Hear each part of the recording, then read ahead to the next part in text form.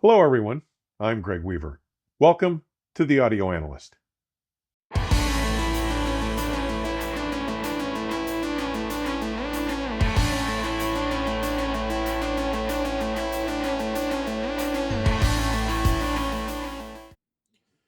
Today's Second Space episode had its genesis as I researched choices for a linear power supply that I was looking for another project, when I ran across the rather retro-looking Fosi Audio MC101 amplifier with Bluetooth connectivity.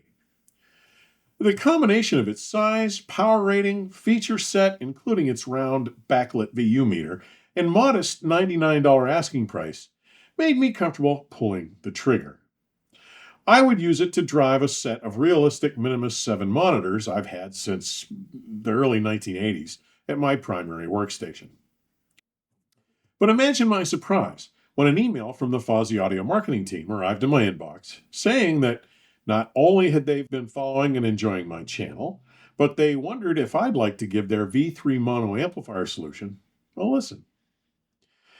Given my extremely positive experiences with the MC101, I gave them my thumbs up for the project. The V3s landed in my mailbox just a few weeks later.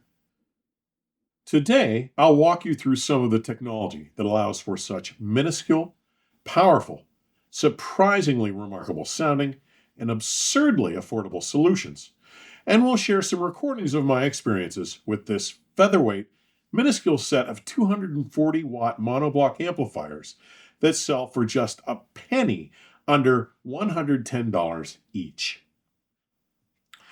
So first, a little background, right? Just who and what is Fosi Audio? Founded in 2017 in the Longhua district, Shenzhen, Guangdong, China, they have spent the past 7 years researching and developing countless home audio products, including DACs, amplifiers, preamplifiers, and accessories of different types, resulting in Fosi Audio branded products which they market through numerous outlets worldwide, like online powerhouses Amazon and Alibaba. And judging what I've found with my online research, it would seem that they've built a reliable reputation with their customer base in both support communication and service. So just how light and small are these Fosi Audio V3 mono amps I'm talking about?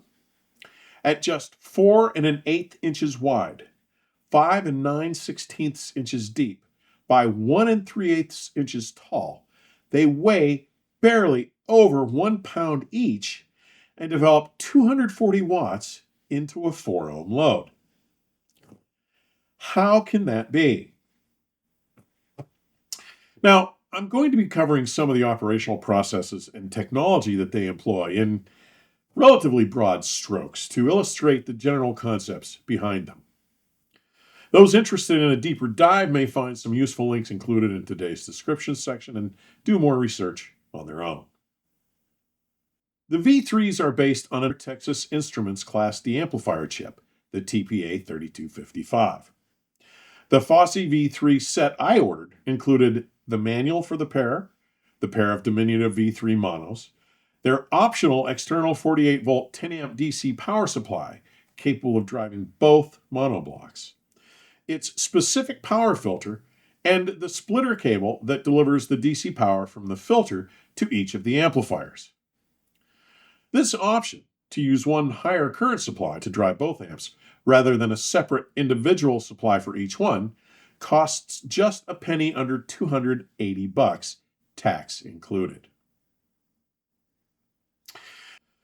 The remarkable TPA3155 chip is just 7/16 of an inch long, by 1/4 inch wide, by 3/64 of an inch thick.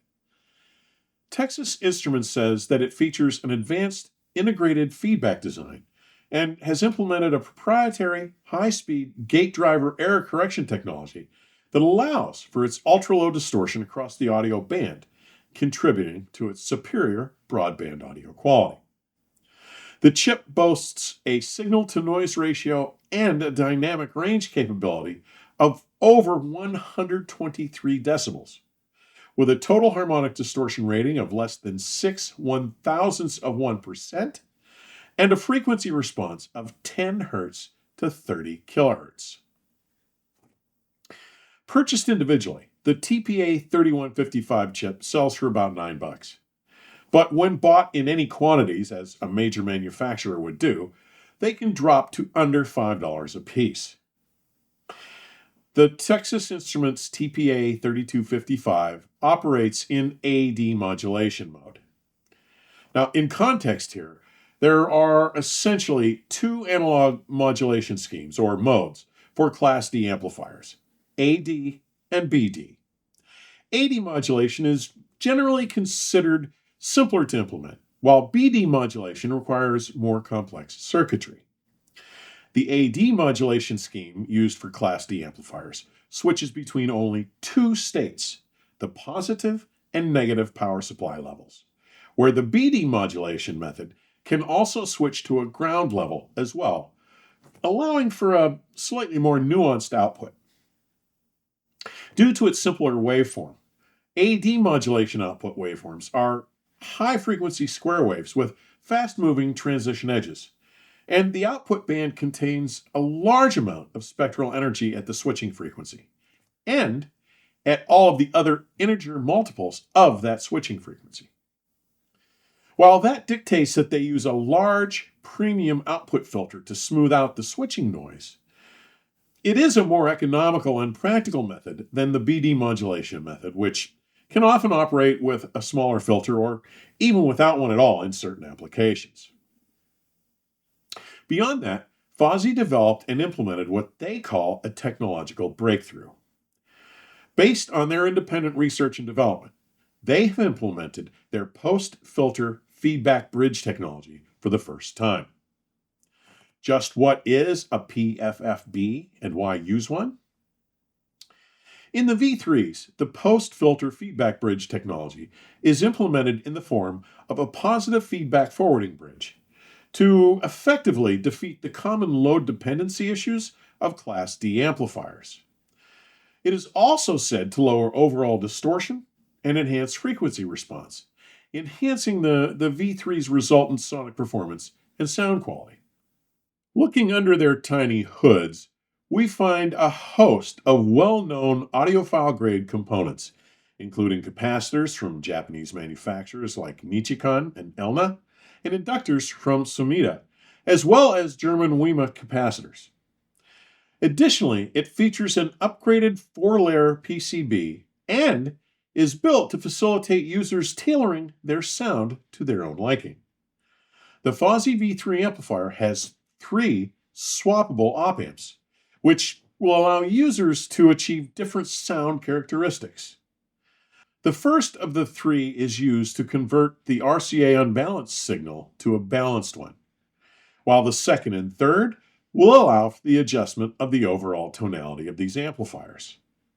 Swapping the stock Synergetics NE5532 OpAmps with any supporting DIP-8 dual discrete OpAmps, such as the highly regarded Sparkos SS3602, the Nishimbo Microdevices MUSES02, the Burr Brown OPA2604, or the Burson V5Is, V6s, or V7s, or others. The V3 uses its entire aluminum alloy chassis to provide advanced cooling for the amplifiers. The TPA3255 amplifier chip is mounted to the bottom of the board, tightly integrated to the chassis, allowing heat to be effectively dissipated by using the entire casing as a heatsink. Coupled with the ventilation provided by the many large perforations on each side of the chassis, which enhance internal airflow, the V3 mono can stay cool under drive and deliver stable, high-powered output over extended periods. Finally, the V3's back panel includes, from left to right, a gain selection switch, 25 or 31 dB, both an RCA single-ended input, a 1/4-inch XLR TRS balanced input, followed by a set of passive speaker binding posts, then the DC power input socket. Its Spartan faceplate includes a 3-position toggle switch, on, auto, or off with an orange pilot LED lamp to the left side, and the RCA XLR selection toggle switch to the right. But let's get down to the crux of the biscuit, the resultant sound. Now, I have some of these other op amps on order, but I'm here to tell you that as shipped from the factory, these amps present an uber affordable surprise. After some cabling adjustments in my second space system, I replaced my astonishing 20-year-old Channel Islands Audio VMB1 monoblocks, a small 16-pound amp that uses a linear power supply to urge a single National Semiconductor LM3875 to life with an astoundingly musical 40 watts per channel with these minuscule V3s. Once implemented in my second space system, which includes a Channel Islands Audio PLC-1 Mark II line stage powered by a CIA linear power supply, sourced from either a WIM Pro Plus streamer feeding an SM-SL SU1 DAC or a 1977 vintage Micro Seiki DD30 turntable fitted with a vintage 1989 Monster Cable Sigma Genesis 2000 phono cartridge feeding the new MoFi Electronics Master Phono stage from the mind of Peter Madnick. Full review in the works. Speakers used for this initial evaluation ranged from my 1985 vintage B&W Matrix 1 monitors to my vintage 2005 von Schweikert Audio VR1s with full crossover upgrades to a set of current production Studio Electric M5 three-ways. Again, full review in progress. And all listening included my stereo subwoofers. One of the first things I noted with the V3s in play was an agreeable advance in musical scaling. Dynamic expressiveness had taken a notable stride forward, both in its ability to more clearly and convincingly convey the expression of the energy of musical passages and to more compellingly communicate low-level detail, nuance, and other microdynamic effects. This was truly impressive performance, and one that cannot be attributed solely to their power. Another thing that took a big step forward was their ability to recreate the sense of a recording's space with streaming or LP playback. Layering became not only more deeply and finely delineated, but vertical placement, voice sizes and shapes, and the air and space of the venue of recordings were both more apparently and realistically rendered. Probably the biggest surprise for me was the clearer, more enhanced expression of the midrange. Not only did there seem to be more definition and detail, but the overwhelming sense of its tone and color was presented with more vibrance. This was especially notable when listening to the Studio Electric M5s. These improvements benefit the gamut of instruments from male or female vocals to percussion, strings, horns, and pianos. All were now presented almost dripping with texture and exhibiting a more rich, full tonal balance. These have proven to be some pretty involving little amps. Among the most significant deficiencies I noted with the V3's voice was their slight lack of capability to regenerate the full measure of the uppermost octaves extension, to exhibit that final degree of effortlessness, air, and shimmer available from today's best amplifiers. But honestly, given the target market for these amps, I suspect that most of the loudspeakers that listeners would tend to be pairing them with may not be capable of exposing that slight deficiency in the first place. But let's take a listen. 1, 2, 3.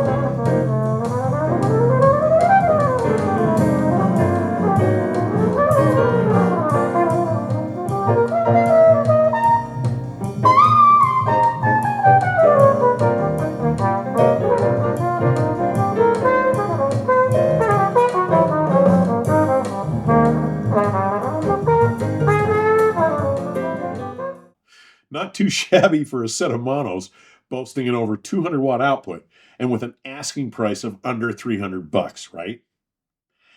Please don't think that I'm suggesting that these Fosi Audio V3 monoblocks are slayers of giants. That they are not.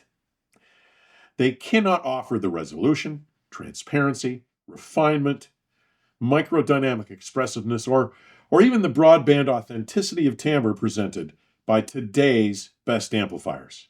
No one will mistake them for my True Life Audio SSA 350s, AudioNet Maxes, or even my Parasound Halo JC1 Pluses that I revisited just last week. What they do offer is exceptional value, a level of performance to price that is staggeringly impressive. And they serve as prime examples, offering further validation of my long-held contention that as music lovers, we are living in a new golden era, a time when just about anyone who truly loves music can find an affordable solution to bring the incomparable power, joy, and magic of the playback of recorded music into their life, if doing so matters to them. Not only are we routinely witnessing levels of performance that are redefining benchmarks, often several times within a single calendar year, but the capabilities and the level of performance at the entry level have capitalized on and taken advantage of emerging technologies and the more inclusive understanding of how to more broadly and effectively apply them than ever before. Today, more than was possible ever before, anyone can afford to be able to enjoy beautiful, engaging music in their own chosen space. Before signing off today, I want to share a promotional spot for my curated after-hours LP session at next week's Capital Audiofest in Rockville, Maryland, where I will be next Friday, Saturday, and Sunday. Have a look. Hello, everyone. With Capital Audiofest 2024 almost upon us, Kevin Hayes of the Valve Amplification Company and Valerio Cora of Acoustics have asked me to invite you to a special event. On Saturday night, November 9th, they will host a presentation of one of my after-hours curated LP sessions starting at 8 p.m. in the Potomac Room, as well as sharing select cuts from some of my favorite and most incredible sounding LPs. I'll also be relating stories about how they were made, as well as details on the artists, engineers, and producers behind these recordings.